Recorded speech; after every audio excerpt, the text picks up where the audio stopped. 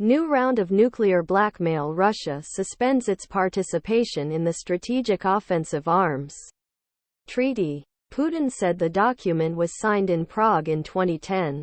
According to a bilateral agreement, the United States and Russia were to reduce their stockpiles of deployed nuclear warheads to 1,550 units and to 700 units of intercontinental ballistic missiles, submarines and heavy bombers. Before returning to the discussion of this issue, we must understand for ourselves what such countries of the North Atlantic Alliance as France and Great Britain still claim and how we will take into account their strategic arsenals. That is, the total striking potential of the alliance is an element of raising rates and such himself an invitation to the dialogue of Western states. Putin, if you noticed, he practically did not talk about the possibility of peace negotiations with Ukraine. In his understanding, the conflict was scaled to the conflict of Russia of the Big West, where Ukraine is the theater of military operations. Corresponding to obviously, this package is sent to those whom he considers a participant in the process with whom he is going to negotiate. That is, the need to discuss more global topics. Russia, after a failed blitzkrieg, is preparing for a long war. Experts say this is the Kremlin's task to wear out Ukraine and its partners.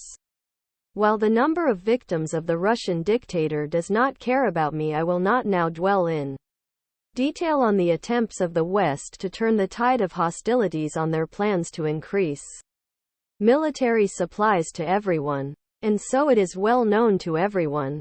But one circumstance should be clear to everyone. The more long-range Western systems come to Ukraine, the further we will be forced. And what other world type of world is still not ready? He does not consider himself a loser in this war. This is still visible, including from his message. He hopes for something there. He clearly hopes to win in the long run in this war. He is sure that no one but he is not ready for a long time with such victims.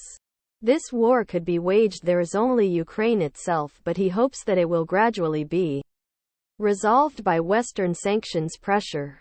Putin plans to compensate for economic isolation by entering Asian markets. However, experts are sure that the previous level of income of the Federation will not be achieved. For example, they don't buy Russian at much lower prices.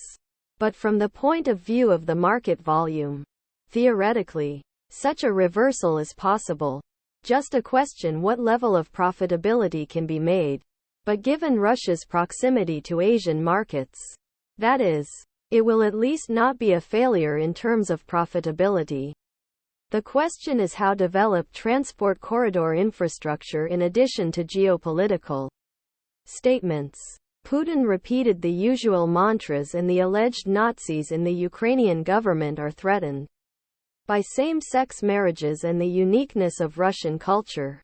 Everything that, in the opinion of the President of Russia, can justify the unleashed in war against Ukraine and the entire democratic world in the eyes of Russians. I have not heard a more boring speech for a long time. It seems to me that even everyone who was present in the Kremlin Hall and heard the President of the Russian Federation was bored. They say the original Russian lands in order to renew this is the empire of the Soviet Union.